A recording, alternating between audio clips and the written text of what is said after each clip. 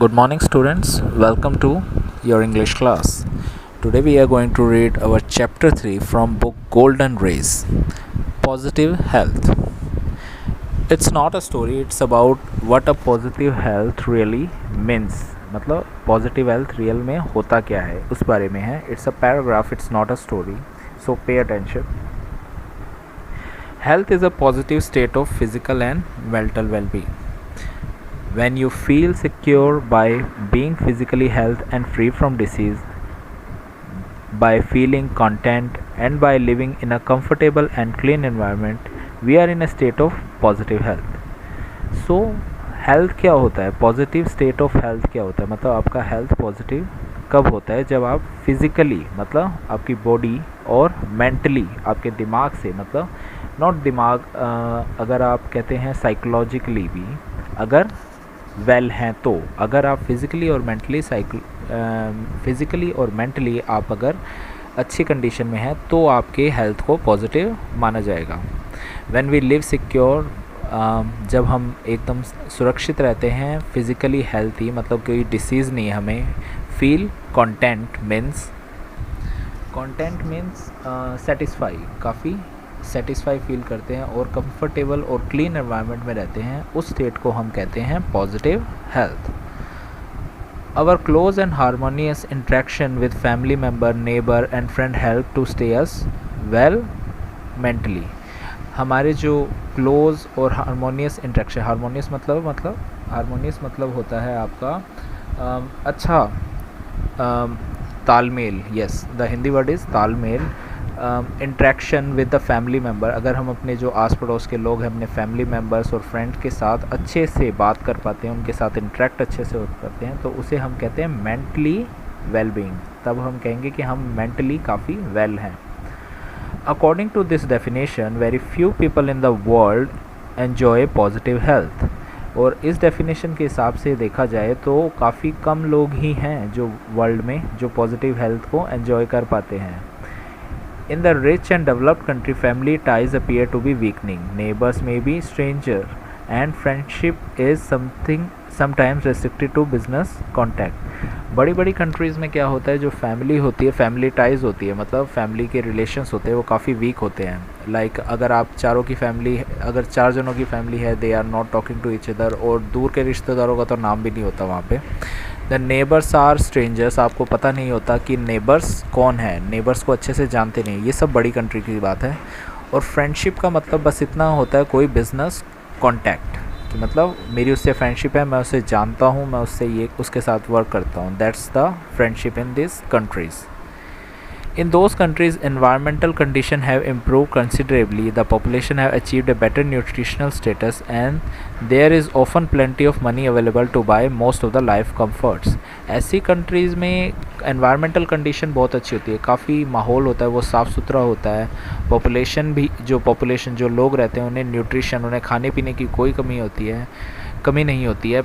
plenty of money is available to buy, और वो जहाँ के लोग होते हैं वो काफ़ी फॉर्चुनर होते हैं, मतलब उनके पास पैसे काफ़ी होते हैं कि वो अपनी लाइफ कंफर्टेबली जी सके. पीपल इन डेवलप्ड कंट्री में enjoy better physical health, but they are far from achieving positive health, as many are not so contented mentally.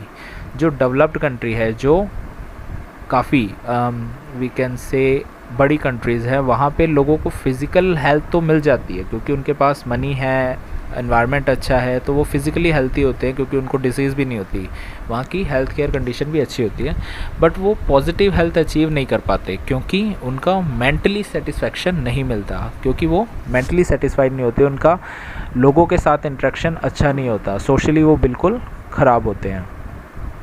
On the other hand, in developing country, the quality of human interaction within family, neighbors and friends are often more positive.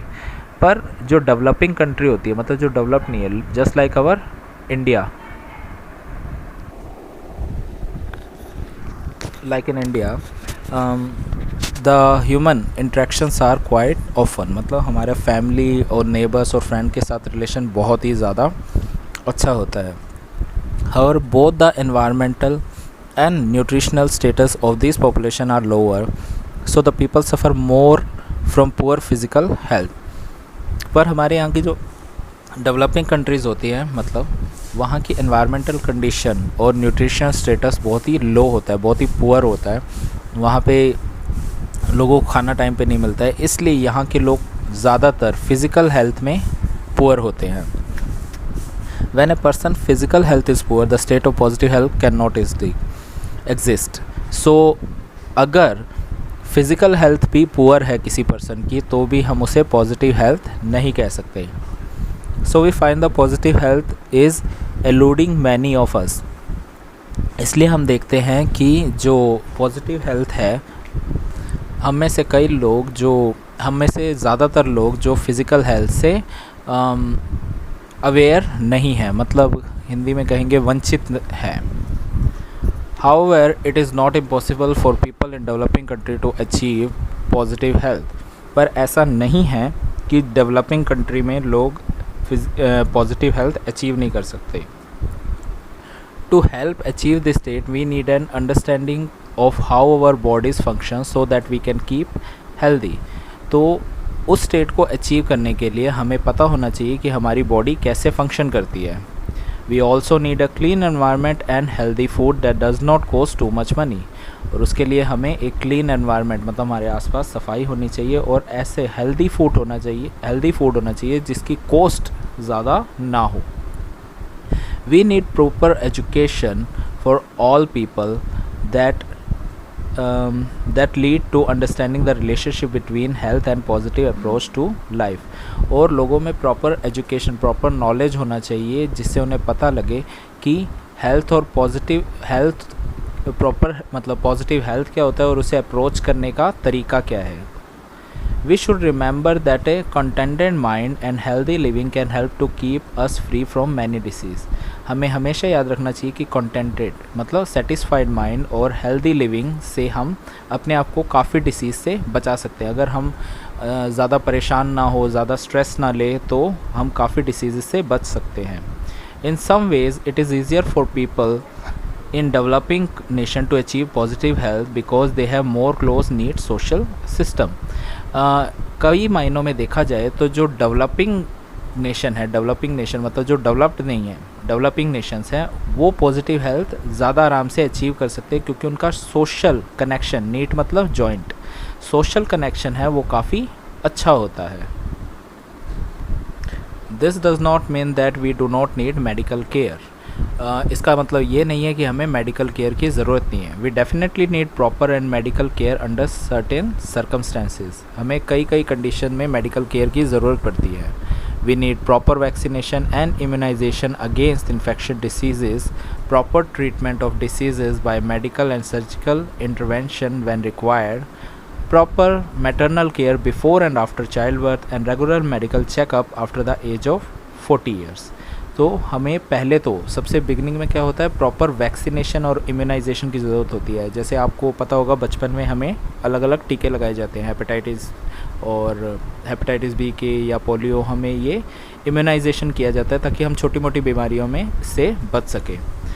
Proper treatment of diseases by medical and surgical intervention. अगर कोई accident हो जाता है या आप बीमार पड़ जाते हैं तो हमें प्रॉपर मेडिकल ट्रीटमेंट या सर्जिकल ट्रीटमेंट मिलना चाहिए, जिससे हम रिकवर कर सकें। Proper maternal care before and after child birth. जो बच्चा होता है उसे पैदा होने से पहले और पैदा होने के बाद काफ़ी ज़्यादा अच्छी केयर मिलनी चाहिए, और उसकी माँ को भी। मैटरनल मीन्स उसकी मदर को। And regular medical checkup after 40 age of 40 years. और जो 40 साल के बाद जो हो जाते हैं, आपको पता है 40 साल के बाद हमारी बॉडी है उनकी रिकवरी रेट काफ़ी कम हो जाती है। आवर बॉडी गेट ओल्ड, सो उनका रेगुलर मेडिकल चेकअप होना चाहिए कि उनका ब्लड प्रेशर क्या है, उनका शुगर लेवल क्या है। That's the thing. However there is no need to be obsessed about our health, and we should use our own instinct and knowledge to decide when medical intervention is really necessary।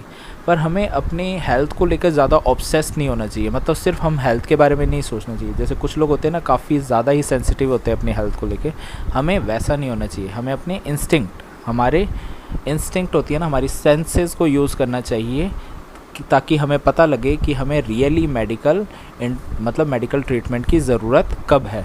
कभी कभार होता है किसी को छोटी सी बीमारी होती है पर हमें अंदर से फील होता है कि नहीं ये छोटी सी बात है, हम सही हो जाएंगे, तो उस केसेस में हमें अपने सेंसेस का यूज़ करना चाहिए. While most people in the developed country enjoy better health, the doctors of those countries attribute this better physical health largely to the improved medical facility. जो डेवलप्ड कंट्री है वहाँ पे लोग बेटर हेल्थ होता है, हमने जैसे अभी पढ़ा था कि उनकी हेल्थ काफ़ी अच्छी होती है, हेल्थ कंडीशन काफ़ी अच्छी होती है, पर वहाँ के जो डॉक्टर्स हैं, मेडिकल स्टाफ्स है, वो ये कैसे अचीव कर रहे हैं, उन्हें ज़्यादा फैसिलिटी प्रोवाइड करवा के. They tend to ignore other important social factors such as the higher standard of education, wealth, nutrition and cleaner environment enjoyed by most of this population. वो अपने जो बाकी फैक्टर हैं, सोशल फैक्टर जैसे कि education, wealth means money, nutrition और environment, इनके बारे में ज़्यादा नहीं सोचते अपने पॉपुलेशन को, वो हमेशा फैसिलिटीज़ प्रोवाइड करने के बारे में ज़्यादा सोचते हैं. It may be helpful to realize that although people in the wealthy and developed nation have mostly achieved better physical health than people in the developing world, many of them are suffering from decline in basic human values. तो हमें इससे realise होता है कि जो developed country है वहाँ के लोग हेल्दी तो हैं फिज़िकली, पर उनकी सोशल वैल्यू, ह्यूमन वैल्यूज़ काफ़ी लो है, काफ़ी कम हो गई है. मतलब लोगों से इंटरेक्शन, लोगों से बात करना, सोशलाइज होना, ये होती है ह्यूमन वैल्यूज़, उसमें वो डेवलपिंग कंट्री से काफ़ी पीछे हैं. This is frequently reflected in complex problems such as a drug dependence, psychological and mental illness and stress related diseases. इससे हमें ये हम इसलिए कह सकते हैं क्योंकि डेवलप्ड कंट्री में फ़िज़िकल हेल्थ तो उनकी अच्छी होती है, बट जो मेंटल कंडीशन होती है वो काफ़ी पुअर होती है, because they are totally dependent on drugs. मतलब हम वैसे ड्रग्स की बात नहीं कर रहे हैं, दे आर लाइक मेडिसिन को भी हम ड्रग कहते हैं. वो ज़्यादातर अपने फ़िज़िकल, अगर कुछ भी प्रॉब्लम होती है तो वो मेडिसिन ले लेते हैं, या कोई साइकोलॉजिकल या मेंटल प्रॉब्लम होती है उन्हें. जैसे अगर आपको कुछ अजीब सा लगता है, in developing country what we use to do, अगर आपको थोड़ा सा अजीब लग रहा होता है, घबराहट हो रही होती है, यू आर लाइक लोगों से मिलना, बातें करना या घूमना फिरना, हम ऐसे करते हैं अपने आप को रिलैक्स करने के लिए. But in developed country what they really do, they take the medicine for it also.